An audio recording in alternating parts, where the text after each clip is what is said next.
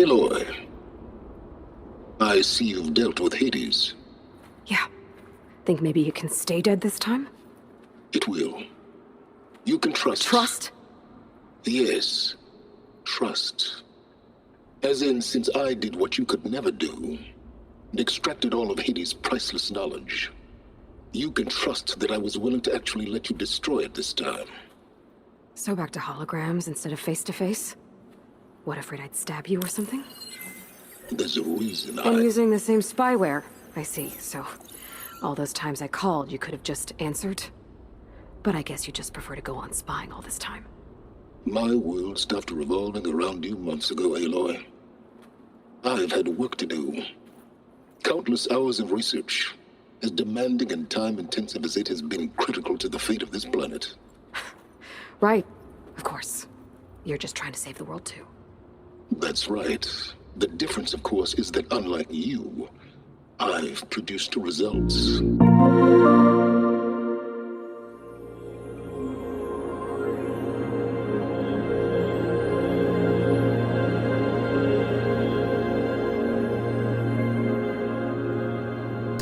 Hello, and welcome to episode 41 of the video game podcast PlayStation Pals.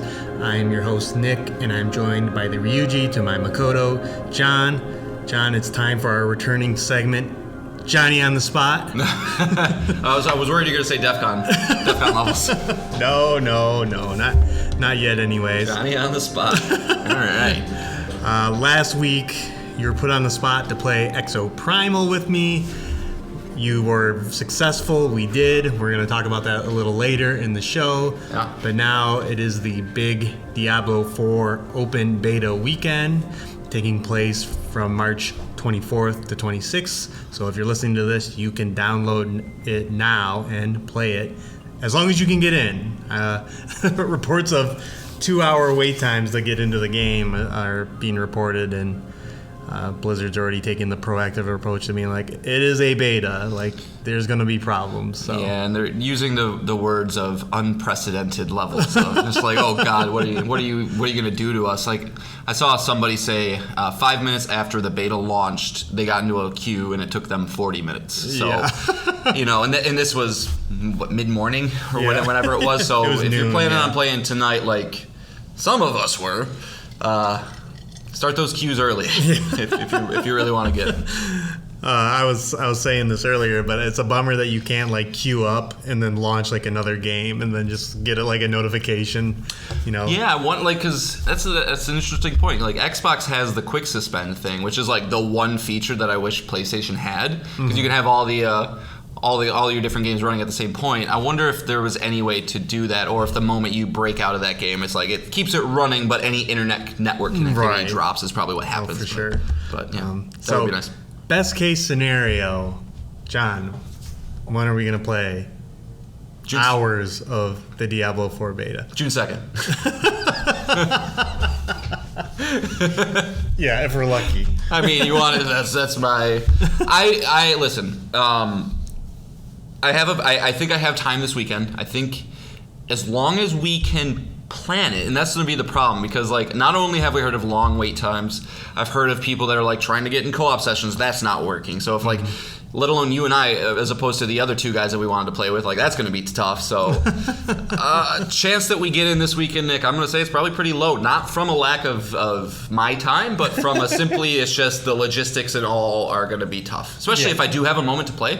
Sorry, bud, I'm playing Elden Ring. Like, you know, right. Get to you'll launch and see that 2-hour queue time. And be like, I'm not doing this. Nope, not doing it.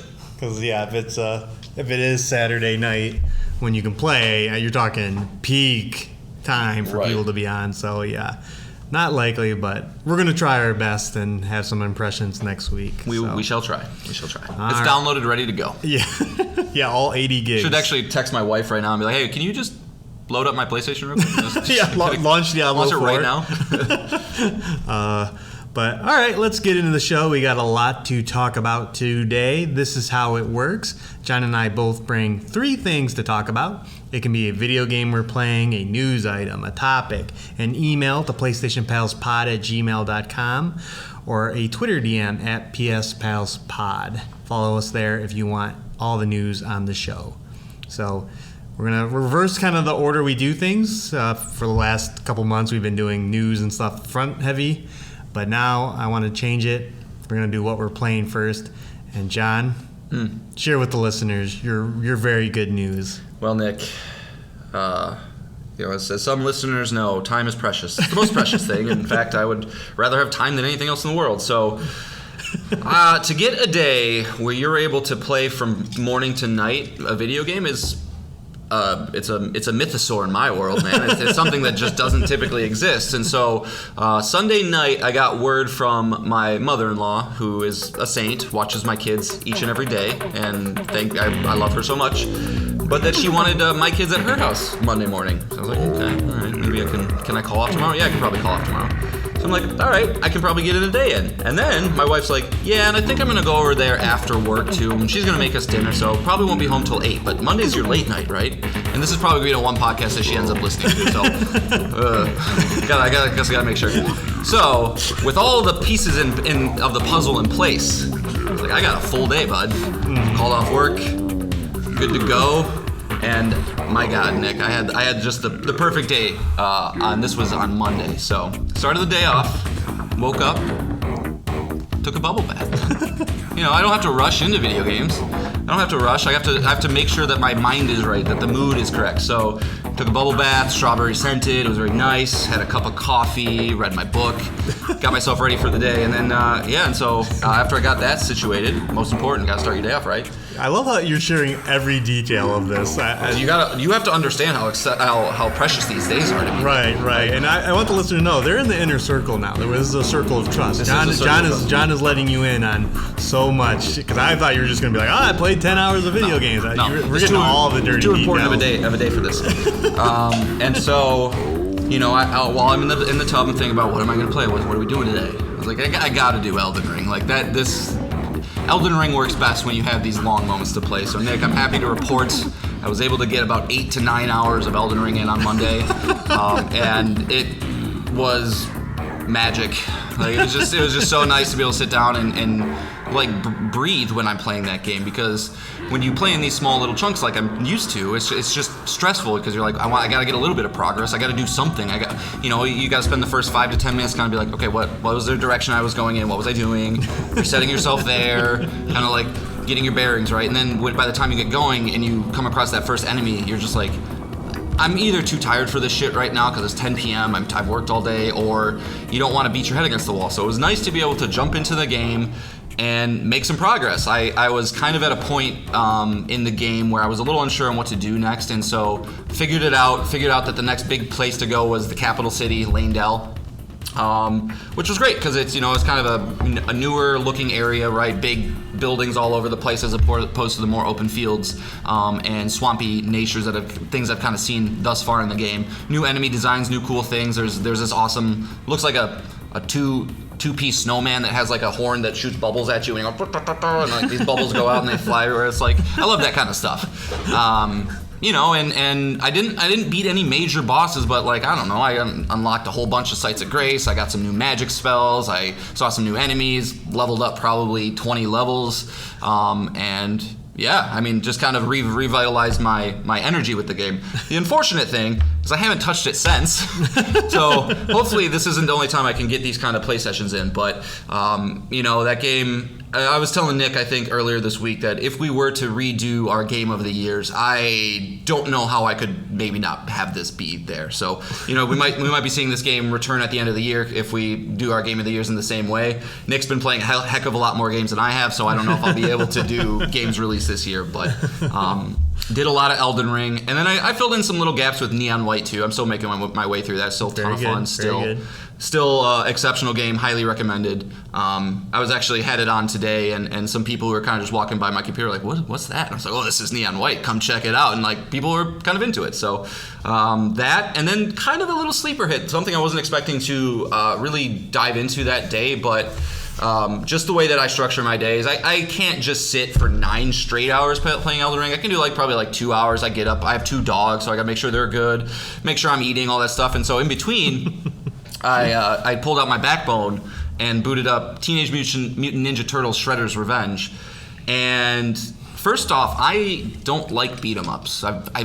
I did when I was a kid, you know, Golden Axe and the Turtles arcade cabinet and the Simpsons arcade. Those are great, but as I got older, I always kind of felt that those were just relics of the past because I never felt like they had, you know, a high skill ceiling, and it sometimes felt cheap. Like there's just all these enemies all over the place, and you know, it's like whatever. And every level's the same, right? You're just kind of moving slowly through it.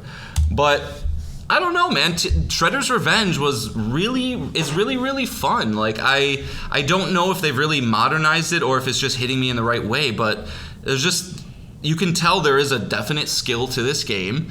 The music slaps. I don't have any affinity towards the Turtles from a nostalgia standpoint, so like that doesn't even factor in. But it's just kind of a fun game to go through. I think the stages are the perfect length. They're like 5 to 6 to 7 minutes, and again, that might be the classic beat 'em up way with it, but just with like my modern taste and things, I didn't expect it to hit. But I think I'm on like level 14 of 16 of that, so I should have that wrapped up here soon too. I liked it so much that I went and bought Streets of Rage 4 immediately because it's 50% off on the PlayStation Store right now, and I know Nick spoke very highly of that when he played through it. So I was like, well, let me check out some more beat 'em ups, and they're also great games to play with my son. So it was a very successful game day. I hope to get another one soon. I just wish I didn't have to lie to my family to get it. You know? Yeah. It'd be nice to be able to be like, hey, honey, I'm just staying home today, but, you know, I can't play video games and watch all 3 kids at the same time. Right. You know, as much as I might try. But, so yeah, it's been a little rough since. You know, I still am kind of going back to getting a little bit of time here and there, but you know, hopefully I have my bearings in Elden Ring, so I'm kind of, you know, barreling towards the next big part, and you know, hopefully I can beat it. Definitely not before Resident Evil 4, but you know, sometime soon. No. But yeah, I think that's kind of the wrap up of my day. Yeah. It seems like it was very therapeutic for you. It was. I mean, the energy, well, just while you were talking, I think kind of came through. Yeah, it does. Weird. I like them. I like video games. I just don't play them enough. Yeah, it was good too. You know, my beloved Michigan State Spartans. You know, they lost yesterday too. So at least I can think back fondly onto that day of gaming when I'm feeling a little sad about it. But yeah, I hope to have another one soon. Yeah, we shall see. Yeah, you almost doubled your monthly time in one day. Yeah, I think I did, dude. Yeah, it was probably from 9:30 to 7. I'd say I probably had some solid game time in. Wow, yeah, that's impressive for anyone. Well, and then also my wife came home that night and she's like, I'm tired. I'm just gonna lay here. I was like, cool.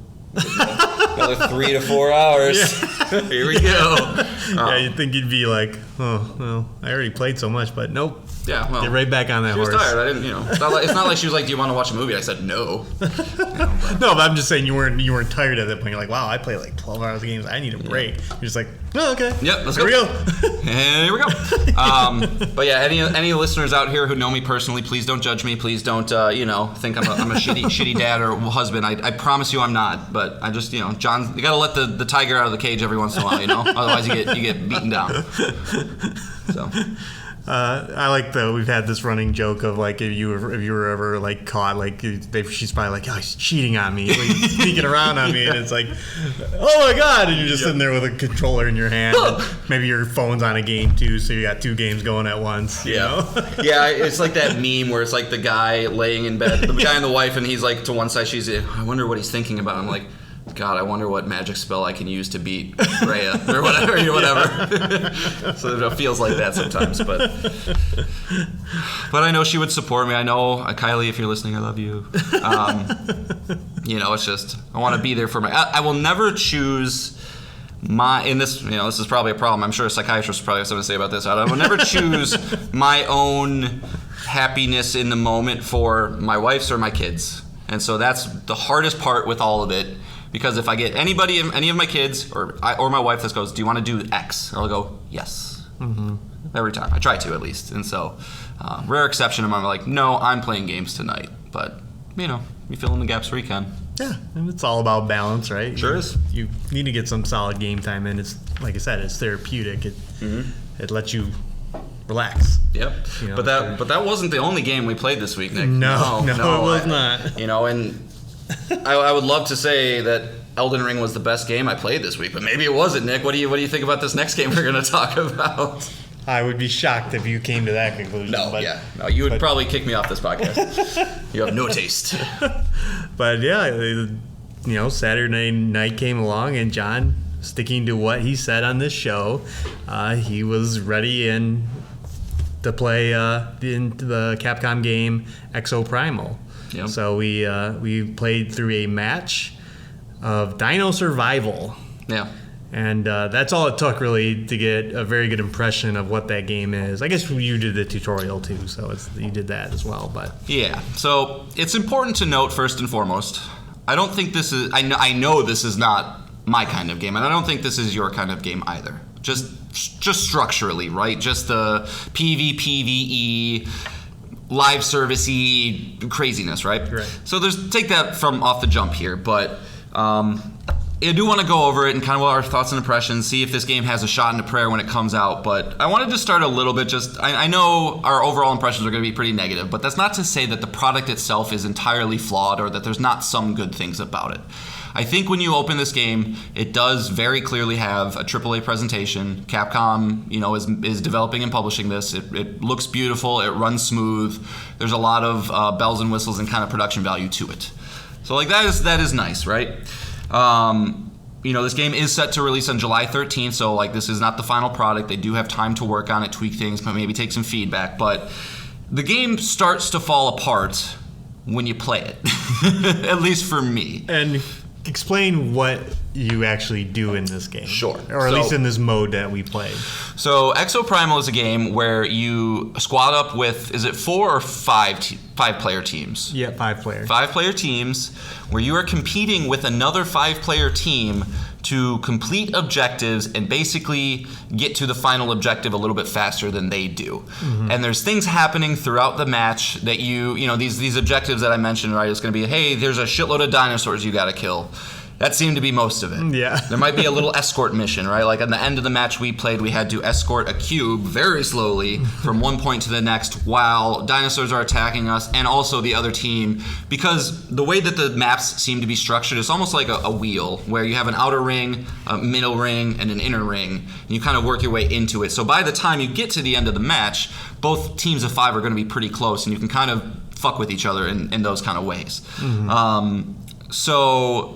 So yeah, when you start to play this, the most direct comparison I think I could bring is it felt like a Muso, which is just those Dynasty Warrior style, we're going to throw as many enemies as the hardware can possibly handle, and you're going to just do the same kind of attacks and actions over and over and over again to cleave your way through them as quickly as you can.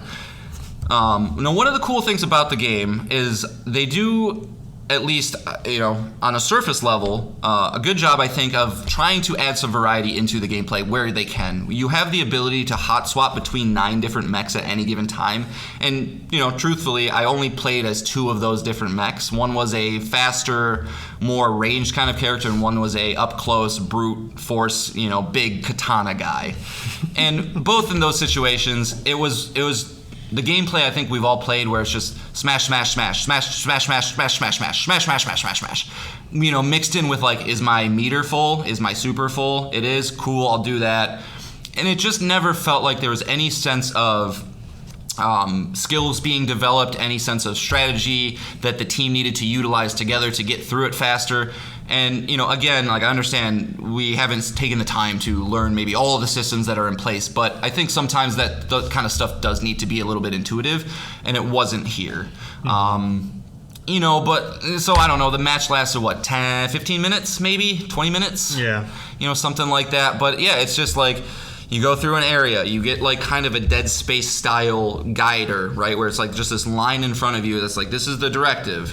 And I was the tank, so I kind of went out in front of the pack, cleared the way so that the guys in the back, they could come through a little bit easier, and it seemed to be effective. I don't know if it was or not, but it just never felt like something that I want to sink any more than just a couple matches into. And that's kind of my big question with this game. Nick, does this game have a chance to succeed at $70?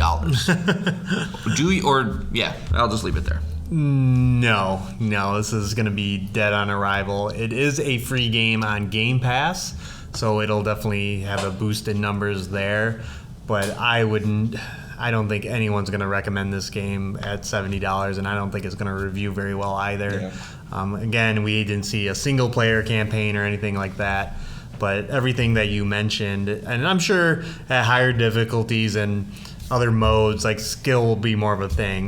There's definitely skill when at the end of the match we started seeing other players, but not to humble brag, me and John we steamrolled them in the early sections we were so far ahead of them. Like John was saying, his strategy of being a tank and just going in there and absorbing the damage, and while the rest of the team just kind of picked up the stragglers and shot where he was fighting. We just kind of cleaned through the map. So at the end, when we were both escorting these cubes, we were getting through no problem, even with the enemy team, because you can fuck with the other team by either sending in more waves of dinosaurs. You can control a Tyrannosaurus Rex if you want, and if you get the power up and bring that in. That is one of the cooler things that happened. Is I got my super meter up and I didn't know what I was gonna do. I hit the buttons and all of a sudden I'm pulling a T-Rex through a portal, and then I'm the T-Rex. And I'm like, okay, cool. That's spectacle type shit, right? But at the same time, smash, smash, smash, yeah.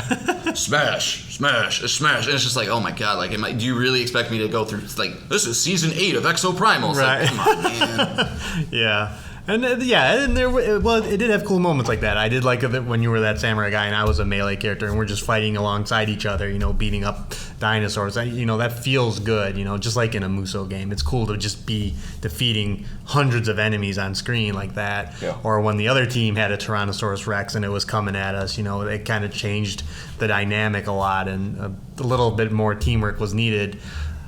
But yeah, and just doing that over and over and over again, and grinding out levels and a battle pass, which we got to see a little bit of. We weren't able to customize anything, but we were unlocking things as we finished the match. But I don't know. I don't know who this game's going to be for. It is coming out a month after Diablo 4, which is probably going to do what it's doing times 1,000. That grind. The loot, all that stuff, and they're apples and oranges as far as games, but I think the grind will be very similar, and I think Diablo 4 hopefully will be a much better experience. So, well, like I said off the top, man, these companies are just really competing for our time. That's what they're competing for, and you expect people to get pulled away from Diablo 4 or Final Fantasy 16. I don't know. I was thinking about this. I think this game has one interesting comparison. And tell me what you think about this.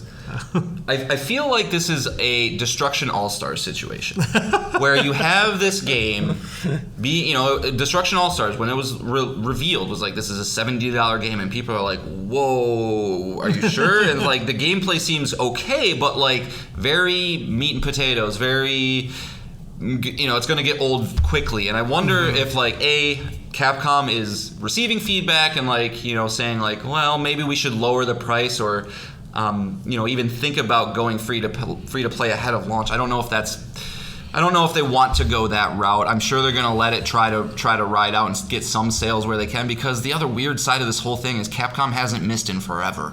They have been one of the hottest teams of the past, I won't say 10 years, but definitely the past 5 to 6. With existing IPs. With existing IPs, that is a major point. And so it's it's just weird, because I would have thought new IP from Capcom, cool, it's gonna be huge, but this just isn't really what I think their strong suits are, or at least at the moment.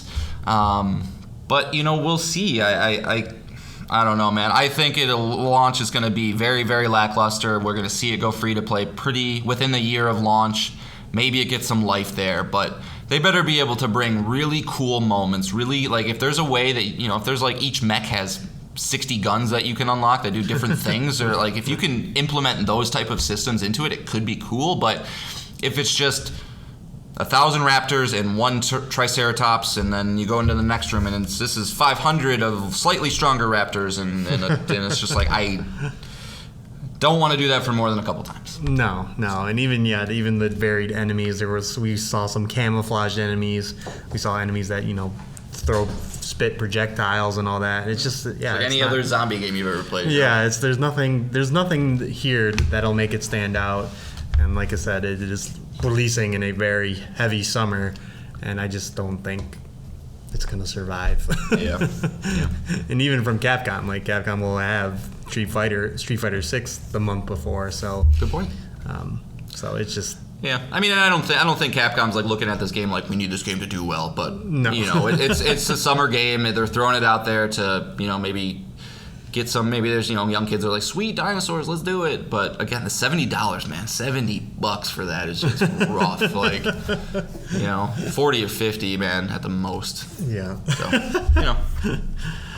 Yeah. So can't all be zingers, man. No, and good on them for trying something new. I mean, no one could have predicted that game would be announced, Yeah. But here we are, and just a few months away from release. But no, this game is dead. It's not going to do Put it in well. your league, dude. No. Oh, okay. All right. I'm going to call it right now, though. I bet it gets like an 83 or higher. No. Okay. John. Okay. John. You heard it here first. There's nothing about the gameplay that is going to make it stand out like that. No, not a chance. I have faith in Capcom. All right. Pop it. Sure. All right, pop it. 83. Okay. I'll put it there. Okay. All right. So moving on, I just wanted to touch base really quick on Persona 5 Royal, which I continue to play. I think I'm about 26 hours in now, and I just completed the third palace, and I am really, really loving this game a lot. Like, I knew you would. I knew it. It's fantastic. The writing is really great, and everything around it is serviceable. I don't have much to say on all the different things you can do during the day, and even the turn-based combat is nothing too crazy to write about, but just the style, the music, and then the story is just really pulling me through. I find myself laughing at it. I find myself really getting attached to these characters and their struggle. They're just a bunch of kids, that have to deal with adults that are just ruining their lives or other people's lives, and they kind of have what most young people have, is that energy and that vigor. You managed to mispronounce that two different ways. Vigor. Sorry, I didn't mean to cut you off. No, so you really get attached to them, and we did get an email about Persona 5. Our number one fan, Mark, he wrote in. And I think he's my boy now because I'm playing. Mark, I want you to, if you have the time, write one more email for us, and just with either Elden Ring or Persona 5. All right, that's all you have to say. Oh, which one's better? No, I don't know. Just put one of them in. He knows what to do. Okay. All right. So I'm probably gonna blow up in my face. Yeah, you haven't even read the email yet. I know. Mark writes in, "Hey guys, Mark here again, your number one fan. Very happy to hear Nick talk about Persona 5 and how he likes it. It's one of my favorite games of the last decade." Shit! I thought I would point out something important in case you weren't aware. If you want to access all the new story content Royal brought along, you need to get the Counselor Arcana Confidant to level 9 before November 17th in the in-game calendar. This is not explained at any point in the game, but if you fail to do that, then the game will end at the same point the original version ended when it released. All the new story content in Royal, including an entire school semester, a new dungeon, new characters, and other things I won't spoil, are locked behind this seemingly arbitrary requirement. I played the original version first and played Royal a couple of years later, so I was pretty frustrated when I realized I had locked myself out of the new story content, which was the whole reason I picked up the version of the game in the first place. Oh, oh man, that I'm so glad he wrote it. Yeah, dude, that's brutal. That's brutal. Yeah, because as we mentioned, this is no, 10 hours to get to that point. It's No, that's an 80-hour replay. Yeah. Mark, I'd be curious too. Like, did you just do another playthrough, or did you just say, "Fuck it, I'm gonna go watch a YouTube video" and say like, Yeah, "That's that's good"? right. I'm curious. That's rough, man. That's rough. Yeah, he doesn't say, but he says, "Hope you enjoy the game, and I'm looking forward to hearing more of your thoughts as you progress." So Cool. So yeah, that's a little feedback for anyone listening that was like, "Oh, I'm gonna pick it up too."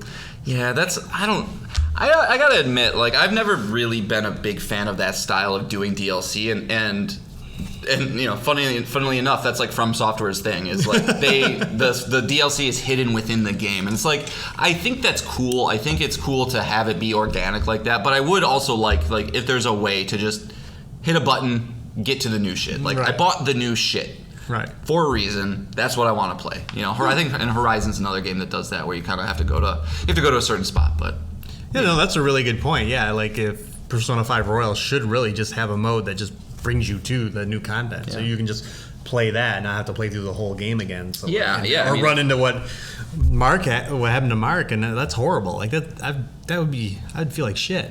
Yeah. I mean, 80 hours for me is an entire year of gaming. 80 hours for you, that's a month, man. I mean, that's no good. That's just no good. Yeah, so yeah, I'm definitely going to do that now. I think I've gotten that Counselor Arcana confident up a little bit, but not anywhere close to level 9, so I'll just be sure to... And I think that's what I was talking about when we were talking about the Platinum for this year. I think you have to get all the Confidants to 9. Oh, okay. I think. Well, I don't know. I don't think there is one, unless it's a hidden trophy. Okay, maybe. Because they only had one that you have to get a confident to max level. So I am gonna try and platinum this game, John. That'll be such a sexy platinum. You can get that. Because so far I assume the hidden ones are the palaces, so I haven't looked at them. Yeah, it's only a 3 out of 10 difficulty according to PSN profiles, but it says it requires 2 playthroughs and 140 hours. 2 playthroughs, huh? I mean, that's what it says. There might be some way to cheese it. Yeah, but that's interesting. you might. Yeah, I know you. Or if you want me to save yourself from spoilers, like I can go look through all the trophies for you and tell you if there's like something like. Well, you got to remember the Royal Edition is the trophies are different. You're a smart guy. So smart guy. So because I have heard that there's different trophies. Because none of all the trophies are like just do this thing once. Like go play billiards once. Go. Yep. Royal says 2 out of 10 difficulty, 1 playthrough, 120 hours. Okay. So. Still a feat. Still a feat. But just a grind. Yeah. Okay. Well, yeah, I want to try it. Yeah. I knew you would like that game, man. Like, I never played the whole thing, but as somebody who's seen the whole story, I couldn't believe towards the end of it how much I was like. Felt like I was in the group. Like I felt like I was like almost hanging out with these people. It's this weird thing because usually I don't latch on to characters like that. But I guess maybe when the only thing you're doing is watching a movie, basically you're going to. But I knew that that's something you find very intriguing in games, and when it's done well and done right, it elevates things to a certain level. So yeah, really I've gotten to 2 more party members, and I can't say that I don't like any of them. I like them all. So, minor spoilers, real quick, because I'm going to ask Nick a question. If you do care about Persona, maybe just forward ahead a little bit. But what are the last 2 characters you got? Yusuke and Makoto. Okay, cool. So cool. Yeah, those are 2 good ones. Yeah. And one of my favorite parts of this game too, with the whole package in general, is when they unlock their persona. So they'll come with you, and you're like, oh yeah, I know what's gonna happen. Rip off your face. Yeah, yeah. You're gonna get the music. You're gonna get the persona talking to them, and then you get to see what their persona is. So again, slight spoilers. When Makoto's was like a giant motorcycle, I was like, holy shit. Yeah, yeah. Makoto's cool. Her name's Queen, right? Yeah, Queen. Yeah. Have you been spending a lot of time with what is his name? Akechi? Is he kind of a big player right now, or he just started showing up? Yeah. Okay. He is a confidant I can hang out with, but I think I only hung out with him once. So. Gotcha. Yeah. The little nerdy detective boy. Yeah. He's so cool. Everybody loves him. Yeah. Yeah. Again, all the characters are very. Yeah. You just you like them all. So yeah, I'll keep playing, and I'll have some probably more thoughts, but this train's gonna keep going. Boop boop. Well, it's going to take a quick break as I check out Resident Evil 4, but then I'll be back at it. I think I heard that the voice actor who plays Igor just died something like that. So they're trying to what they'll do for the Japanese or the English. That's a good question. I don't know. I didn't read into it that much. Well, the big question, Nick, is with as much as you're enjoying it, obviously it wouldn't be directly after, but with the release of Persona 4 and 3 onto PS5, is there a future where what consoles did those release on? Was Persona 4 PS3? Persona 4 was Vita. Oh. And Persona 3 was PS2. Oh. But they're remakes, I think. No, they're not. I take that back. They're not. But I think this version of Persona 3, there's two versions. There was a portable version and a console version. This is the portable version. I don't know what that probably like the royal version or whatever. Yeah. We'll see where I'm at after 120 hours of playing this game. I know it's a hard question to answer now, but be curious. Yeah. So I don't think just to answer the question now, I don't think I will. I will definitely have Persona 6 on my radar if I'm at this level. Go throughout the game when Persona 6 is announced. That's instantly going to skyrocket to my. That honestly should this game came out originally, 2017? Persona 5? Mm-hmm. It's been a while, man. I wouldn't be surprised if we get an announcement this year with maybe a release for next. I don't know. It might be 2025. Those games take a while. God, it's the amount of dialogue there is. Everything. 2016 came out. So we're coming up on 7 years since a release. So we gotta be getting announcements. And I will say, keep unlocking more and more stops, different cities and different areas to go to, and it's oh my gosh, man. Yeah. I know. Another new area. Check out. Oh, there's this strange guy that wants me to bring him stuff, and he gives me armor and stuff. It's weird. Yeah. It's Japanese. Yep. It's in the best of ways. Yeah, it's great. I try to play it every day if I can. It's sucked me in. Good. That's what video games are supposed to do. Yeah. All right. So moving on, we typically don't talk about other podcasts here because, frankly, I'm not listening to them. I know you listen to Sacred Symbols still, but I've kind of fallen off of all my gaming podcasts because I'm the ones that I used to listen to. I did because I just don't enjoy them anymore. I'm the best. Yeah. Yeah. There's only one podcast you should be listening to about video games. Yep. And that's kind of funny. But, I was scrolling YouTube, and I do subscribe to IGN's YouTube channel because I like to watch their reviews or previews of certain games for show prep or whatever, or just my curiosity. And I came across they had clipped out a clip from their PlayStation podcast Beyond, and the title for it was "Killing the PS Plus Collection is a fuck you to new PS5 owners." And I didn't click on it then, but I showed John. I'm like, we got to watch this together because it might be show content. And sure enough, it was. What happens in this is Akeem Lawinson. He's got a bone to pick with Sony, and he is very mad that they're getting rid of the PS Plus collection. And if you're not familiar with that is the thing that launched with the PS5. It's about 20 games. We talked about it a few podcasts ago because they're getting rid of it May 9th. You won't have access to it anymore, but it does include a lot of heavy hitter games, the original God of War, The Last of Us Remaster, Resident Evil 7, Persona 5 was in there. It was, that was the only game that's been removed since. Your beloved Arkham Knight, so many good ones. Yeah, it's a great list of games. It's like an added value to when spending $500 on a console. At least even without, I think you have to be at least PlayStation Plus subscribed. Yeah. It's just a library of games to get to.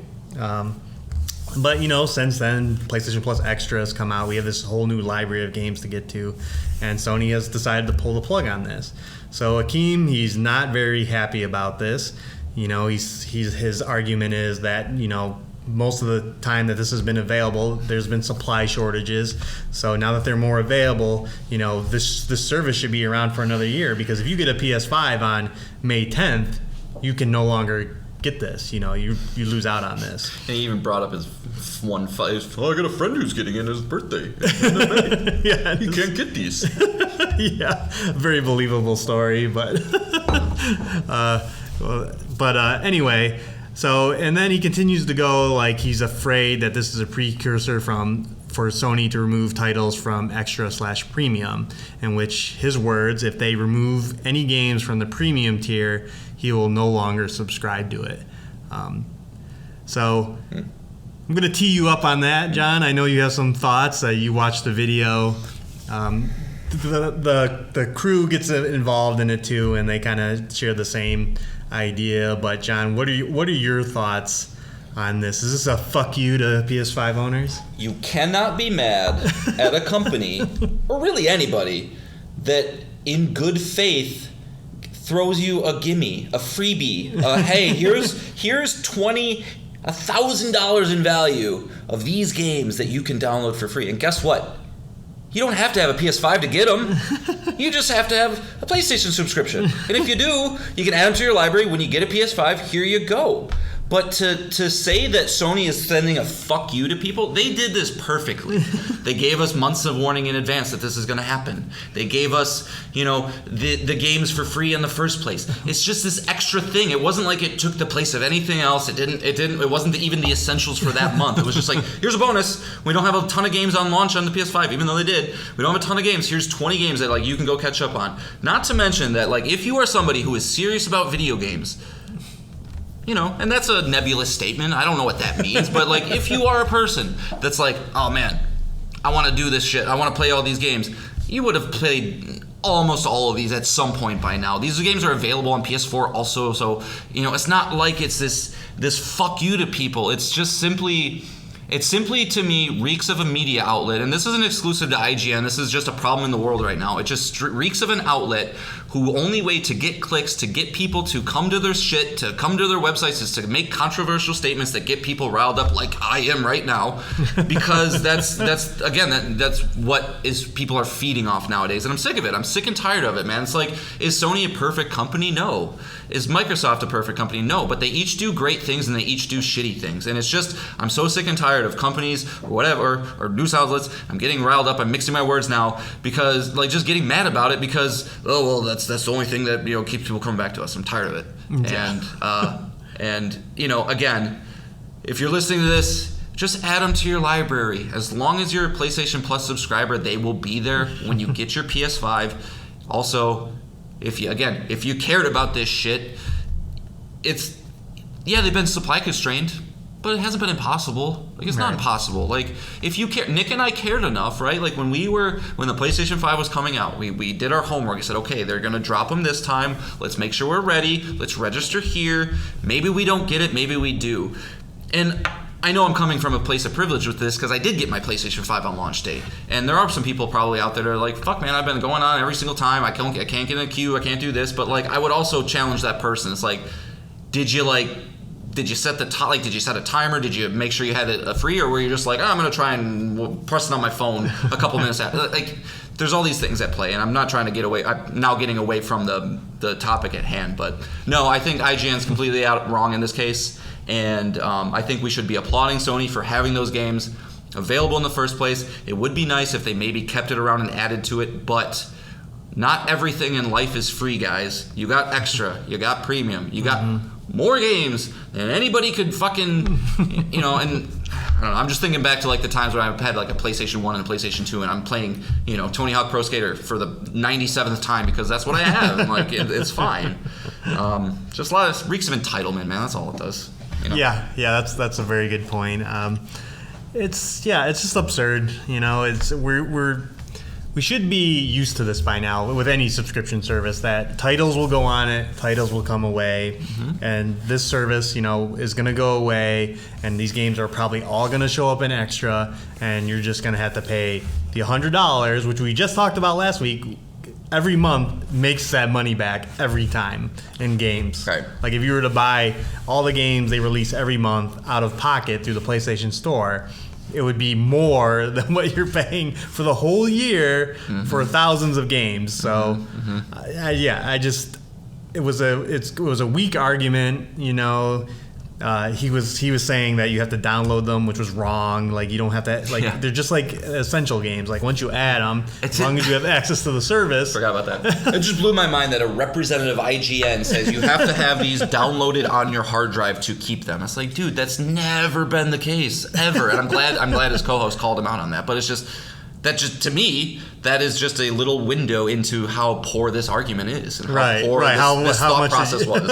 Yeah. It's like I'm reaching because I'm pulling these kind of factual, kind of false, hopefully nobody calls me on my bullshit points here. And it's like, no, you're wrong, man. You're fucking wrong. And yeah, just because you want to be, I got something, I get mad about something. Right. It reeks of like virtue signaling because... like he said, like, oh, if they remove stuff from premium, I'm gonna unsubscribe. I'm like, no, you're not. Yeah, no, you're not. Like, it's the value is there. If you want to play games, it's there. Yeah, sure, games are gonna leave, but who cares? Like, they'll be on sale somewhere else. Like it's just right. And if like want it. If any of those 20 games you were like, for whatever reason, waiting till you got your PlayStation 5 to play it with this collection, I bet the most expensive game on that list is $20. Right. They're all PS4 games. And like $20 is a lot of money to some people. I don't mean to be coming from a place of privilege that has the ability to do this stuff, but I don't know, man. Like if $20 is going to make or break you also, like maybe this isn't your hobby. I don't know. Right. I don't know. Yeah. It's just, I don't know. Again, I think like you said, it was made to generate clicks. The video was weak. It was surprising that was a video they decided to clip out because I don't think it made anyone really look good. No, and they were saying things like, well, I understand maybe some of the third-party deals, but why doesn't Sony just keep its first-party shit on there too? And it's like they're not just like every game that Sony's ever made is not just gonna be free forever. Like this, Nintendo's sitting over in the corner with a fucking bag of popcorn, just laughing at everybody. It's like, like we're just gonna charge you $70 for Donkey Kong Tropical Freeze, which came out 9 years ago, and nobody says boo because we're Nintendo, and it's just right. Even though that's not true, some people have a problem with that, but yeah. Anyway, rant over. Sorry. No, you're good. I just. Like I said, I just saw it and I was like, this has got to be the most clickbaity thing I've ever seen. I'm going to rile John up. Yeah, so it's like, again, they're a company, they're there to make money. They aren't going to keep paying for you to play download these games for free. They're going to put them in a service where you'll have to pay. And again, probably a price increase is probably coming to PlayStation Plus Extra and Premium at some point. Yeah. But still, I don't know what world it's the value's there. It should be more expensive, honestly. Yeah, I mean, if I was just like more of a casual gamer, man, it'd be hard to buy a game ever again. I'd just be like, I'm just gonna subscribe to this and play what comes, and maybe a Dark Souls 4 and Bloodborne 2, Nier Automata 2 comes out, and I buy that because I care so much. Hades 2 is another good example. Yeah. But just so much entitlement out there right now. Yeah. Back in my day. Yeah, exactly. Gamers don't know how good they have it now. Yeah. You guys remember when cartridges were $90 in 1992? Oh, you don't? Weird. Yeah. Bitches. So yeah. Okay. So, Yep. Well, moving on. Something nicer. Something funner. All right. So we're going to do another news roundup because just news keeps on coming, and there's some Sony news here too. So you mentioned DEF CON level at the beginning of this, and I almost was going to do one because we were less than 5 weeks away from this big Horizon DLC, Burning Shores, coming April 19th, and we had not heard anything about it, not a single thing. So Sony did change that. We didn't get any footage of the game yet, but we did get some details. The DLC is only going to be $20. Nice. It is already up for pre-order on the store. If you pre-order it, you do get some bonus skins, a skin for Aloy and a skin for your bow. They're not very good. No. They're not great. Okay. So, and then they also mentioned that you must complete the main game. So if you just got Horizon Forbidden West through Extra and are playing through it, you cannot access this DLC until you beat the game entirely. So, and then once you do, you're going to get a call from Lance Riddick, Silence, and he'll get you going to this new region in the game. John, do you want to play this? Yeah, I do. I want to play this. I mean, Yeah, they didn't show off any new gameplay, but they did show some, like, it looked maybe like some in-engine shots, and, like, it looks crispy, dude. It looks really, really good. I think the idea of $20 is perfect. I don't think anybody would complain about that. It does tend me to lead me to believe that it is going to be probably a bit on the shorter side, which is fine. Like, I think a 4 to 6 hour experience is more than enough. Even if it's 3 to 4, I think that's appropriate. So yeah, I'm excited to jump back in. Hear Lance, it'll be good. Be sad, but good. And yeah, I don't know. I'll be there. Yeah, I think same here. I think it's, again, nothing is really coming out. Jedi Survivor's a week later, but it's kind of got the month to itself. We don't really have a lot of Sony exclusive stuff coming in a little bit here. So yeah, it's probably gonna be fun to jump back in. And they had a whole video about getting ready for this, and it is one of my biggest pet peeves is coming back to a game I haven't played in over a year and not remembering anything about how to play. Rise is a tough one too, man. Yeah. Like, there's a lot of systems, and like what I'm just trying to remember is, like, I only like the bow. It doesn't matter. I don't need to learn all these other things. I only like the bow. The spear is great, though. It is true. I know. There'll probably be something. Oh, I should have been using this the whole time.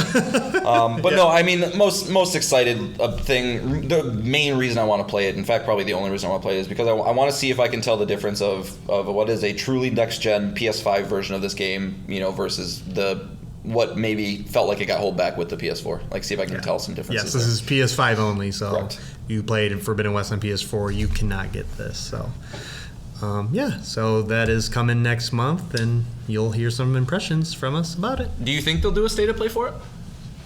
No, I don't think so. Okay. Yeah, I don't either. I think we're building to a big showcase. If it's for the later half a of the year. 4-ish hour experience, I don't think there's enough there. Right, we'll just get a trailer of what's actually in it. Yep. And then be done. But yeah, it's exciting going back to Horizon. So. Yep. Let's release our DLC. 2 weeks before Zelda again. Sure. Yeah. Good. That's true. I didn't even think of that till this moment. It's just like, what are you guys doing? At least that's enough time for people to get through it. Right. Like, shit. Yeah. Zelda's gonna suck all the oxygen out of the room, so no one will be talking about it after Zelda comes out. All right. So moving on, we have a rumor from Spider-Man 2. This comes from a really credible source. Tony Todd, who is voicing Venom in Spider-Man 2 from Insomniac. I don't know how these guys get away with this, tweeting stuff like this, but he tweeted, "Looks like September. Massive publicity coming in August. Commercials start dropping in August, so I'm told. Hold on to your blank and hold breath. Gonna be necessary." Hold on to your butts. It's just like, oh my god. Yeah. And Sony PR is just probably shaking their head like, oh my god. Get this fucking guy under control. we had Lance Riddick do it with the teasing this DLC that we just talked about before it was announced, and now we got Tony Todd doing the same thing with the release date. But if this is true, John, how do you feel about playing some Spider-Man 2 in September? That's kind of that's kind of the time frame I was hoping for and thinking it would be. I mean, I thought, there's a reality where, Sony pushes it into a little closer to the holidays. Ragnarok last year was November, and that sold obviously super well. And Spider-Man's gonna, I would put $100 down right now that Spider-Man 2 will be the best-selling PlayStation exclusive ever after it comes out. Like, I think that game's going to sell like hotcakes, so putting it close to Christmas might have been smart. But first one came out in September, and I think Sony's going to really want to try and, battle Starfield if they can, and Spider-Man 2 is the way to do that. Mm-hmm. I think it would be hilarious if they released it on the exact same day as Starfield, just to kind of like really show like, just the differences between the two publishers. But there is a little risk of that as well, because if you have Game Pass, you can just play Starfield as opposed to like, here's shell out $70 for Spider-Man right now. So there might be a little bit of weird comparisons there. But I think September's a great time. I think it kind of fits it just feels like the time of year to play a game like that. And I'm hoping it's that, because if I have to tell my son any more about how where Spider-Man 2 is, I'm gonna lose my mind. Still the fall, buddy. I don't know what to tell you. Yeah. But it's exciting. I know I didn't have it on my top 5 most anticipated games of the year, but truthfully it is. Spider-Man 2 doesn't need any more shine, Yep. Atomic Heart, huh? Yeah. Yeah. Yeah, no, the sooner the better is what I say. So yeah, September. I'm jonesing to play this game. It's going to be great. So that'll be exciting if that is confirmed, which we'll probably hear about in a Sony showcase that's going to occur from now till June. Yeah, that lines up perfectly in my opinion. Is the rumored showcase in May. That would be about the perfect time to show off the gameplay of it, put a date on it, and get people hyped throughout the summer. I mean, it doesn't need a crazy long marketing cycle, but I think if that is true, it's pretty safe to say that there will be a showcase in May, because I think Spider-Man 2 also is almost maybe like the one game that is big enough. Like I don't. Maybe they do have a state of play a little closer to it too, but they gotta have a big blowout. Yeah. So. Oh, they will. Yeah. All right. So moving on to the next news item, we have a new game from Valve. Is it Half-Life 3? No. Oh. They don't do anything with 3. They don't. That's an unlucky number to them, so they don't touch it. But what they do like is number 2. Bringing everything up to a 2. So, what game isn't it a 2?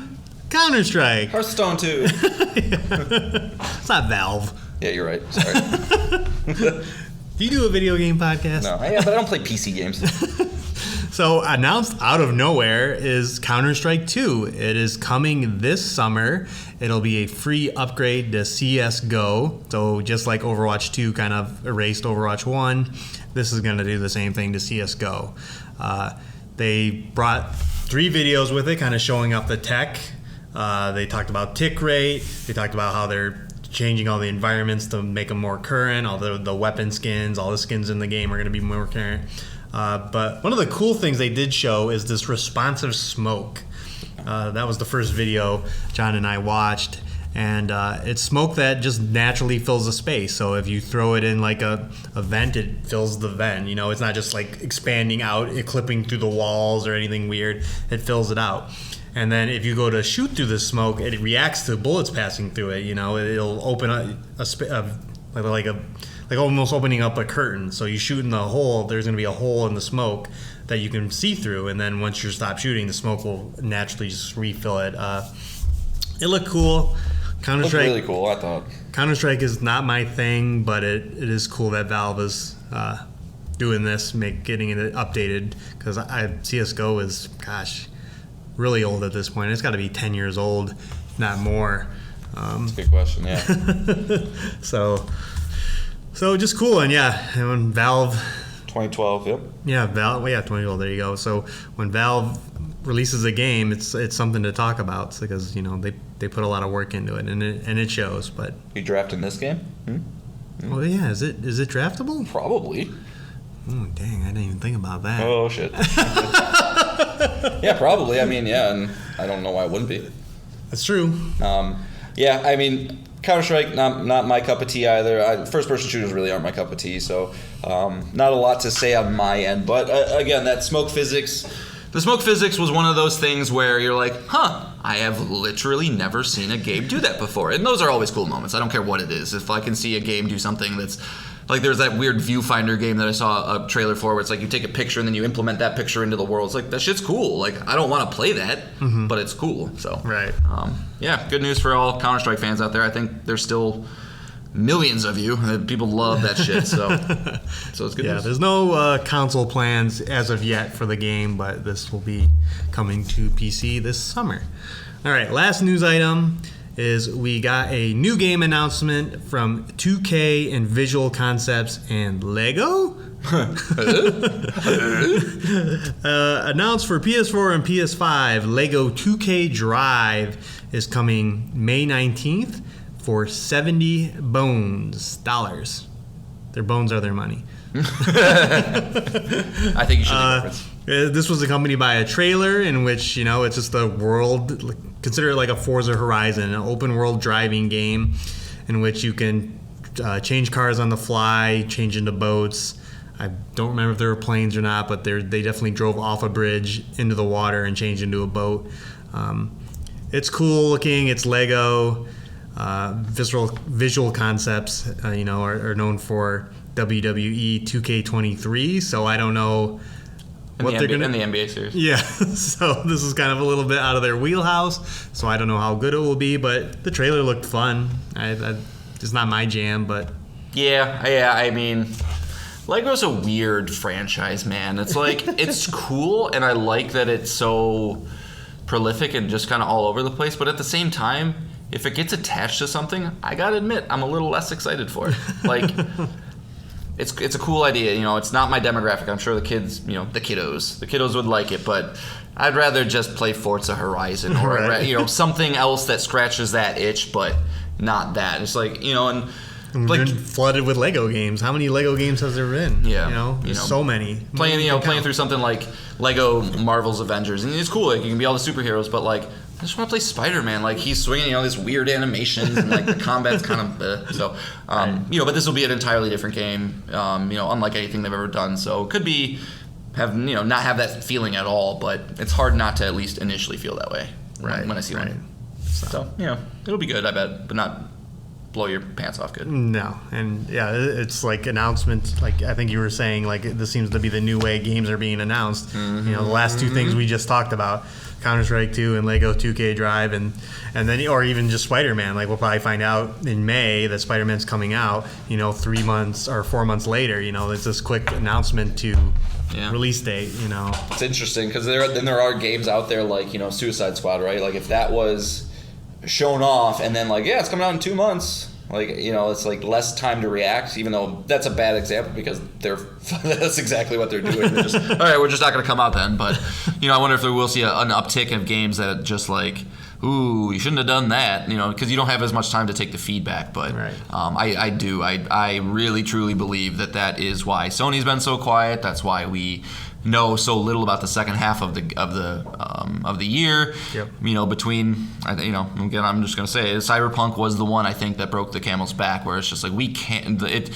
CD Projekt Red lost so much money and goodwill, and their stock tanked. So like, I think that was the canary in the coal mine of just like, this is going to be how it is going forward, which I'm fine with. Like, if they come out, if Neil Druckmann's like, yeah, you know what, we are making Last of Us 3. And guess what? 3 months. Fuck yeah, man. Like, that's way cooler than, you know, and I think that's why kind of going off of what we talked about last week, I was thinking about this on the way in, is I do think they're working on The Last of Us 3 right now. And I think the reason that Neil's being coy is because, like, he says they're making it, then it is that, like, okay, well, now we got 2 years out from when it was announced, and, like, people are just going to be talking about it and whatever and just dragging it on. If he says no, he's got nothing to lose. It doesn't matter, and then they can show it off when they want to. So, yeah, I think that's just, the shift has happened. We're in the middle of the shift. We have to get used to the shift, and that's fine.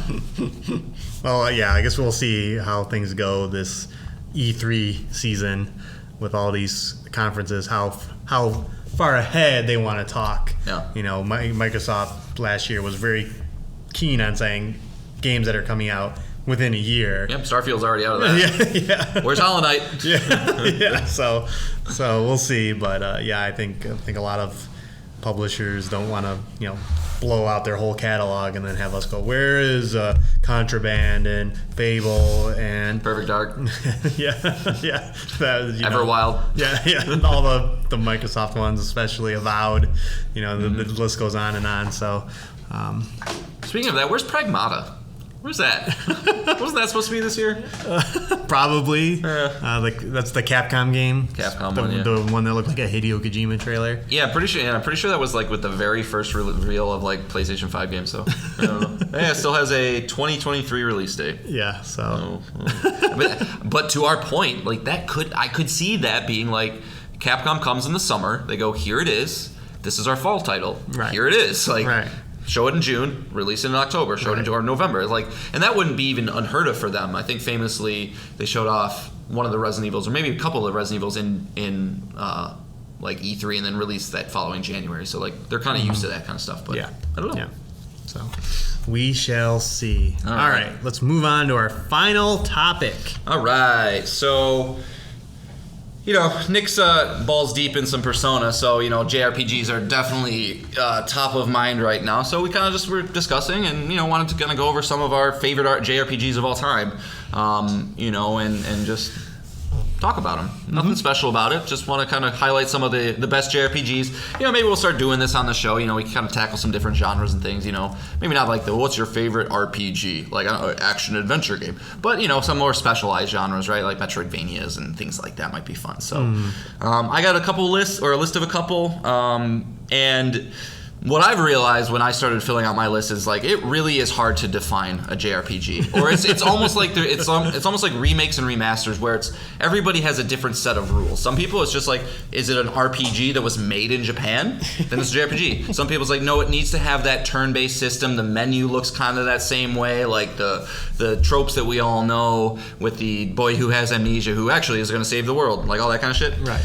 So. Kind of hard to define. Well, the term RPG is hard to define because every game has RPG mechanics in it. God of War Ragnarok is an RPG technically. You know, you have loot and armor and stats and buffs and all that stuff. So yes, you know, but we're kind of going the more traditional, like what most people think when they think about JRPGs, like you said. Yep. So just honorable mentions to get them out because if you know, I was come on, you know me. If these did qualify, they would for sure be up there. So Dark Souls and Nier Automata. For whatever reason, those two I've seen on a lot of lists of best art JRPGs. I don't consider them that way just because they have RPG mechanics and they have Japanese developers and a feel to it. I don't really consider that. But if they are considered that, definitely those two. But let's just go one by one, huh? So the first one I'm going to throw out. Well, you throw out one, and then I'll throw out one. Right, one by one. Okay. Right, all right. Okay. Just making sure. I've talked about it on the show many times. I consider this the game that got me into video games as a passion, not just a thing I do on the side. And that's Final Fantasy X. I think anybody who's a JRPG fan is probably going to have one Final Fantasy game in their list, and it's usually the first one they played. You know what? Because nostalgia plays so deep into these kind of things. I think a lot of kids can kind of wrap their heads around JRPGs because it's a little slower paced. You get the turn-based. You get the kind of a little bit more time to think out what you're doing. And so I came across Final Fantasy X as a 12-year-old kid. For whatever reason, I missed out on Final Fantasy VII and Chrono Trigger and things like that. So this was really kind of not only my first Final Fantasy game, but really my first JRPG experience. And I don't recall a time where I had that feeling, and maybe it was because I was also going to school at this time, but we've all had this feeling, right, where it's just like, I don't care what I'm doing right now, I'm not playing the game I want to play, and it fucking drives me crazy. And this game came out, I believe, when I was playing it, during the famous blackout that lasted 3 days that knocked out the entire northeast of the country, including some of the Midwest. And so I was especially pissed off because I was home and I was reading the manual front to back, but back in the day when manuals were sweet. But no, this game it is a JRPG through and through. Boy who's lost in a far world that doesn't know where he is. Has the love interest, goes through, collects all the gear, blah blah blah, fight big boss. But it just hit me in a very special way where I could not put it down. I love the leveling up mechanics. I love the sphere grid, which is kind of the skill tree that they have in the game. It just was very, I don't know, almost therapeutic to kind of go in there and kind of map out your thing, and just the noises that everything made. It just all hit me perfectly. And I think till the day I die, I don't think I would go as far at this point to say it's my favorite game or it's the best game, but it is probably the most important game to me, and I will always have a very special place for Final Fantasy X. Sure. Yeah. No. Good choice. Yeah. Final Fantasy as a franchise just all the right tropes. The music, the sound effects, the Fira, Fira. I say Fira. Fira, all the spells. I think mostly because Firaga sounds stupid, so Firaga sounds way better. So it's got to be able to say through it. Yeah. So those kind of things keep throughout the series, even though every story is kind of told on its own. And I have a Final Fantasy game on here, and it's 7, of course. Yep. It's just as John has explained, that was my introduction to the series. Very beloved, seminal game, and I thought maybe it was just a nostalgia thing because again, I was very younger than John was when playing Final Fantasy X. When I played Final Fantasy VII, and that is just the right age to experience those things. It just imprints on you. Mm-hmm. But then Final Fantasy VII Remake came out, and it just reaffirmed my love for the game and the characters and all that, and not because I just love that game. I wasn't even planning on getting it at all, and then I played the demo and I was like, oh god, this is so good, and the characters are so great. Like I'm in. Yeah. So Midgar is definitely a top tier setting. Yeah. And that's not where you spend the entire game, but a lot of it, and so. Yeah, I don't think we need to really say anything more about Final Fantasy VII in terms of like, hey, you should go check it out. But that is one that like I said, I never played, and I have made several passes to try and play it as an adult.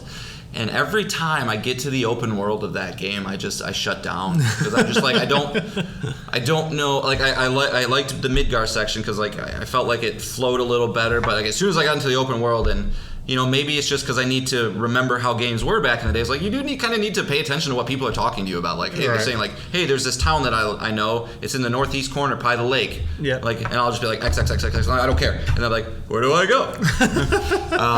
So, that's, very, very good pick, of course. Yeah. Next game, I guess this was played before Final Fantasy X, so, maybe you can consider this my first JRPG, but... Pokemon Blue. I think this does fit into the JRPG tropes. Yeah. Not as easily as something like a Dragon Quest or Final Fantasy does, but I was 8. I had friends into it. The guards were coming out. The show was great. You couldn't ask for more as a kid, just the pure dopamine of capturing a new thing that you've never seen before, and getting your favorite Pokemon up to a level and he evolves is always going to be one of the best feelings you'll ever get. Learning a new move or something that just destroys the other Pokemon is cool. And it's kind of sad because I have tried to go back into a Pokemon game and be like, maybe I can rekindle some of this, and I cannot. No. These games at this point are so not my jam, but, when it comes to time and place and how I felt in the moment, just laying in my bed with a Game Boy Color, and listening to stupid little chibi music coming out of those stupid speakers, like, it's very comfy, very, very cozy, and... Yeah, and then like going to school and talking to your friends, like, dude, I just caught the Kangaskhan. Like, no, you fucking didn't. Probably not in those same words, but it's. I don't have the largest JRPG catalog. I kind of realized going through this, so I was like, Pokemon definitely I think belongs on my list. At least if we're talking about our favorite ones. Are we broken because we both don't like Pokemon? I don't think so. No, I think other people are broken. Because in a similar boat, I played Pokemon Red, and I've never touched Pokemon ever again. How old were you? Jeez, I don't know. Middle school. Okay. I don't know. What year did it come out? 96 or 7? Yeah, so it would have been 10, 11, 12. I mean, I think it's one of those, it's insane, man. Like, Pokemon truly is insane to me because, it's the most profitable media franchise in human history. Mm-hmm. And it hasn't slowed down. It just keeps going. And I wonder, like, my son, right? It's funny because he's Pikachu still. It's like not even like, oh, I like this new weird Pokemon. It's a Pikachu. But I feel like there is a thing where it's like, if you get exposed to Pokemon pre-X age, and I don't know what that age is, but it's probably somewhere between me and where you were. Right. If you get exposed to it before that, you're in. Right. If you get exposed to it after, Unless if you're just into all like Digimon, Pokemon, like I'm sure there's people that are into that, but no, we're not broken, Nick. I don't. Pokemon Sword was one of the worst gaming experiences I've had in a long time. Okay. I didn't lose a single battle in the entire playthrough. I'm just hitting fight, fight. Right. It's just like God. Yeah. Whatever. I did get to be a giant weird panda that beat people up though. So. All right, what's your second one? All right, my next one is Skies of Arcadia. This is an early 2000s JRPG. It initially released on the Dreamcast, but I played it on the GameCube. It had its Persona 5 Royal Edition equivalent on GameCube. And it was just a great franchise. You're a pirate, you're a sky pirate. So you flew around in the sky, and you recruited a crew, very Mass Effect-y. You recruited a crew, you customized your boat, and it had your typical turn-based battles, but it also had turn-based ship battles, and those were dope. Were those a part of the same battle, or are those separate? They're separate. They're their own special thing. And you would buy upgrades for your pirate ship. You would retrofit it, and you get some sweet moves, some sweet cannons on there. Some sweet moves. And it was a very unique franchise. So it came from Sega. So I'm surprised they have never touched it again since. It's just kind of been dormant. Yeah, this is a weird one for me, man, because like it was a complete blind spot. Like I heard about this game. I swear the first time I heard about this game was last year. I'm like, what is this? And then I go on to Metacritic. It's like 91. I'm like, what is this? And I talked to you about it. You're like, yeah, I love that game. So I feel like that's definitely a series that somebody's gonna try and revitalize here soon. Maybe. I mean, I don't know. Like maybe you get some of these smaller Japanese teams that are just looking to kind of get their foot in the door. And I don't, like you said, Sega owns it, but I don't know. Every single person that plays it seems to have loved it. So why hasn't it been touched? Why are we at Final Fantasy 16 and we're not at Skies of Arcadia at least like 2? Right. Yeah. Because it seems like the JRPGs are always around, and there's the Scarlet Nexuses and the smaller ones. Genshin Impact is huge right now. You would think like more JRPGs would be out there, but I mean, Japan is definitely going through a resurgence lately. I think kind of the history of JRPGs has been like a very wavy thing, where it's like back in the early 90s, the best games, not only role playing is, but the best games overall were JRPGs. Like that's what people consider, the Chrono Triggers and the Final Fantasy 6s and things like that. With Zelda thrown in, and then something happened, like, I don't know, the mid-2000s maybe, where it's like JRPGs almost became like a joke, It's like when Final Fantasy 13 started like coming out, it's like all these things, it's just like, they really almost became like, hyper dimension Neptunia and like that kind of shit started coming out. It's like, almost seemed like a joke category, but with Capcom and with, all these other Japanese developers from software, kind of having a very, very strong last 10 years, Final Fantasy 16 seems like it's really going to be good. I have a special feeling about that game. We might see a resurgence of this kind of stuff coming up. But we saw a Game of the Year candidate last year, Xenoblade Chronicles. Yeah, so that's true. They're definitely on people's mind, and they're definitely selling. So yeah. So my third one, and again, I know it's very meat and potatoes. I could talk about Persona 5, but I feel like kind of a cheat doing that because I didn't play it. I just experienced it. And I feel like you're probably about to talk about it, maybe. I don't know. Nah, I refrained. You refrained? Okay. Final Fantasy 12. I don't want to throw a second one in there, but again, I feel more confident talking about something that I truly did love and saw from front to back, as opposed to something that I maybe didn't see the whole way. But I was obviously very excited for this game because Final Fantasy 11 fucking let me down, and they're like, no, we're making this weird online thing. I was like so excited to play the next Final Fantasy, so they made me play Final Fantasy 10 too, which was a mistake. They do it. Yeah, so I was kind of bummed about that, but Final Fantasy 12 was coming out, and this was back also in the era where like these games came out every 1 or 2 years. It wasn't as long of a wait as it is now, and this game fucking slaps, man, in a completely different way. Like I didn't really know what to expect because again, Final Fantasy 10 was my first Final Fantasy, one of my first JRPGs, and so I was kind of expecting more of the same, and I was pleasantly surprised that it was not. It implements this system that I have yet to see anything really quite like it, called, I believe it's the Gambit system, where you kind of outfit your characters to follow a sort of set of operations.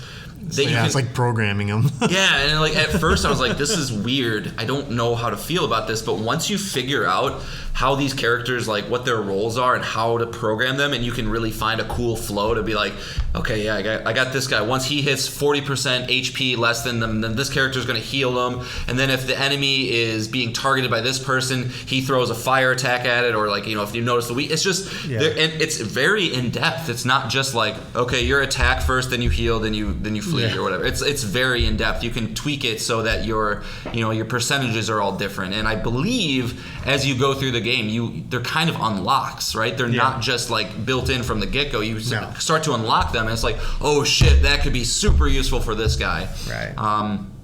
And so it just kind of had a very fresh sense of gameplay that I wasn't used to at the moment. And from what I can remember, I don't remember a ton about the story, but it was serviceable. It was very Final Fantasy. Very political. It was more political. But Yeah, it was, I remember buying a strategy guide for it because I was into the min-maxing. I was into the finding all the best, because that was another part of the game I loved. I loved the hunting aspects to it, where you go into the town, the bounties. Yeah, you go into the town and there's some special monster that shows up in a certain area and it kind of shows you where to go. And they're always going to be tougher battles, than your standard monsters. But, and I think I really enjoyed the non-random encounters aspect of it too, where like you kind of go into this area. It's not open world, it's not linear, but you're kind of in open Sonic Frontier style open zone, and you kind of saw the animals stalking around. Where it's you couldn't avoid them if they saw you. They're gonna run and get you. But like it gave it a little more. I don't know. Just felt a little bit more quality of life kind of thing, because there's certain points in Final Fantasy X, especially towards the end of the game, when you're in the final dungeon, and you're taking 3 steps before the shit crashes. Yeah. Do another fight. It's like, it's like I just want to get there. Like, let me get there. So, I haven't honestly. Since that game, 13 was 14 I didn't do because I don't dig the online stuff, and 15 was a letdown. So, really hoping that if 16 can get inserted into that duo of Final Fantasy love that I have for those two, it'll be one of my favorite games of the year for sure. Yeah. I really like Final Fantasy 12 too, and I too do not remember the story very much, but I do remember the gambit system. I do remember when you would get into combat, like lines would come out of your characters' heads, and they'd point at where they're going to go and attack. And it was a very unique game overall. Yeah. Like just from the gameplay to the story, it was very different than their typical Final Fantasy games. So I did think about going back. I did more than think about going back. I bought the Zodiac Age edition, which was the re-release for PS4. Well, I did it like a long time ago. You can't judge me. It was before you knew me. Okay. It was kind of like the thing where it's like, as soon as I got to like, okay, I got to deck out my gambit system, I was like, my brain, I'm tired. So maybe one day, but still in that, back in 2000 and I'm going to guess 2004 game. It was quite awesome. Yeah, no, it was very good. All right. What you got, Nick? I have some honorable mentions. 2006. I'm an idiot. Okay. I got Yakuza Like a Dragon, which we talked Yakuza about. Zero. That I talked about on this show. Final Fantasy Tactics Advance. That was a great game. And then on Super Nintendo, Illusion of Gaia, which is probably not a JRPG anyone's really heard of, but it's very old. Yeah. But my neighbor had it, and I played a lot of it. But the next one I want to bring is also from Sega, and that is Valkyria Chronicles. Valkyria Chronicles, yep. Yep, the first game. That's the only one I've played. There's been 4 of them, but I only played the first game. This is a third-person tactical shooter in which you turn-based, move your characters around on the screen, and depending where enemies are or whatnot, if you walk in front of enemies, they'll start shooting you. And cover's a thing. You control tanks, you control snipers, medics, all that kind of stuff. In fact, I also, like a Fire Emblem, you have a recruit system, and you could even recruit Skies of Arcadia characters. Oh, really? I forget the tie-in. I don't know if it was because it was Sega or if there was a developer tie-in. But that was also kind of the era, I felt like, where there was like all these like weird random little crossovers going on, like all the Soul Calibur crossovers and things like that. Yeah. So, so you would move characters around, and then you would, you could go basically into a third-person shooter mode if it was a sniper first person, and you would take your turn. It was just a very unique game. It was very anime. There was a lot of crazy things that happened in it, but I really enjoyed it, and I think the sequel ended up being on like PSP or Vita or something, so that's why like I never was able to touch it again. And I do have Valkyria Chronicles 4 in my wish list. It goes down to like $8 all the time, and I haven't pulled the trigger yet, but because then didn't they do that weird, like they did a new Valkyria Chronicles game that people hated, and then they came back with like 4, right? There's something weird about that, but yeah. Great franchise, great art style, great music. Just there's a lot of great things to like. And again, similarly to Final Fantasy 12, it's just a very different game than you're used to. There's not a lot of games like this in which you're kind of controlling the pieces as in third-person mode.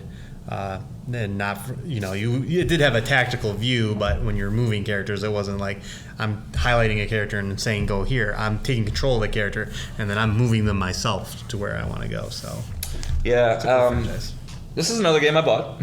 never really went into, but I wonder if after my newfound love for Into the Breach, I wonder if this would be a game that I would vibe with, because similarly to Turtles, found out that I kind of do like beat 'em ups.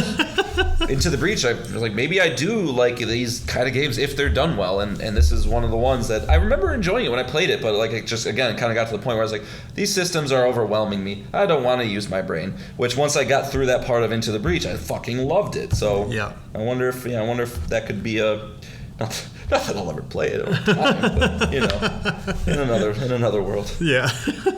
But good pick. Yeah.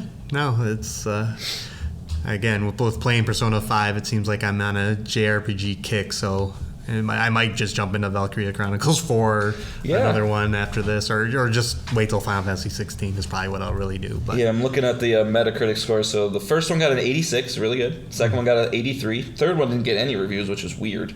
And then they tried Valkyria Revolution in 2017. That got a 54. And then 4 got back up to an 85. Yeah. So I don't know what Revolution was, but not what people wanted. Yeah. So, yeah, it's all great games. Every game we listed. If you're listening and you want to, email us games that you loved, do it. We'll read it on the show. Yeah. Because there's so many. I think I showed you the best-selling ones, and there's just so many. I mean, we didn't even get into like Dragon Quest or Tales or the other ones that are still around to this day and releasing games all the time. What is your biggest I wish I played this JRPG? Do you have one? I'm playing it right now. Okay. Besides that one. I probably Tales, maybe. Did you play Chrono Trigger? Or Dragon Quest. Yeah, I did. Okay. Mm-hmm. I way after the fact. Sure. I didn't play it on Super Nintendo. I think I played it through an emulator, so I don't have the same nostalgia for that game that other people do. So, no, I don't know. Yeah, that's fair. Yeah, I mean, there are some, I would love to try the Tales series. I have Tales of Arise. I played a little bit of it. It was great, but, I had time. But yeah, Chrono Trigger is the big one that I haven't played, just so if there are angry fans out there listening, be like, you didn't say Chrono Trigger? It's like, I haven't played it. Final Fantasy VI is the other huge one that I feel like I probably should at some point, but, I don't know, man. I worry that I've just gotten past the point of, I need to look forward. I can't be, focused on spending 20, 30, 40 hours in Final Fantasy VI, but it's also on my phone. Maybe once I get through Turtles, I can try and put some time into it. But I won't. So. Yeah. Yeah, I have a hard time going back to old games at all too, so I don't blame you. It seems like if you didn't play it when it came out, or when you had more disposable time, it's not going to happen because yes, new games are coming out all the time. So maybe Levi will get really into JRPGs. Start with Chrono Trigger. All right, so that is 6 things again. We're going to tease some games here because Resident Evil 4 is out as you're listening to this, and I will be actually picking it up today. We got a Diablo 4 beta that we hope to get in the queue. And no promises there, but we'll do our best. Yeah, I'll definitely try.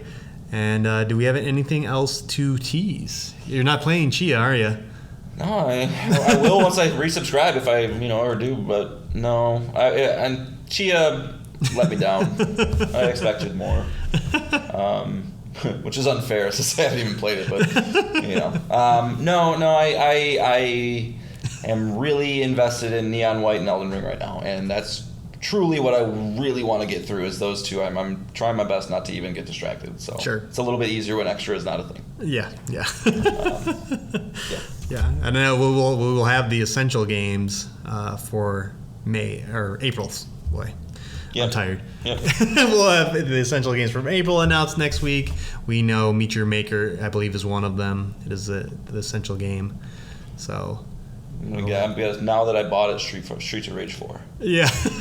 Or Shredder's Revenge. I'm really hoping for Shredder's Revenge. I feel like that is like could be one this year at some point. I don't know where. It seems maybe more of an extra game than an Essentials game, but it'd be cool. Yeah, for sure. All right, so we are leaving you on another Persona 5 song. What was the song that you picked the episodes ago? Life Goes By? Something with change. Life will change? Something. Wow, I don't know. We have retired and we have memories of goldfish. Life will change. Life will change. Gotcha.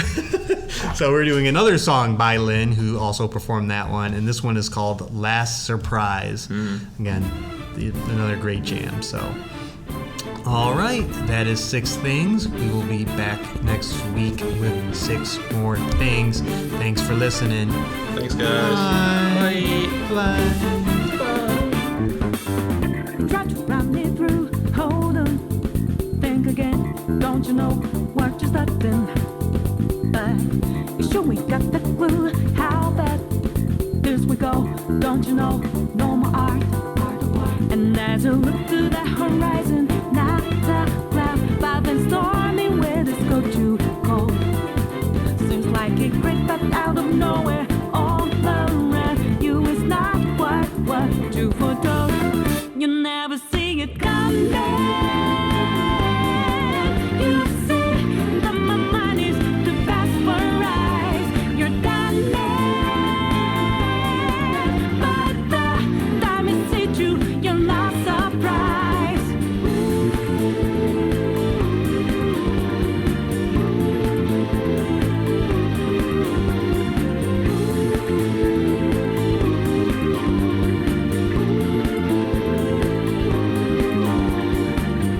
Think you got your game planned out.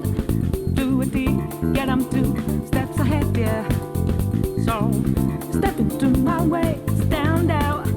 It's a trap, one more step, and you're dead. Why just to be the second I go with blue skies, but now lightning's like your last resort. It's not an accident that no one hears your cries as your last dream seems to deserve. You never see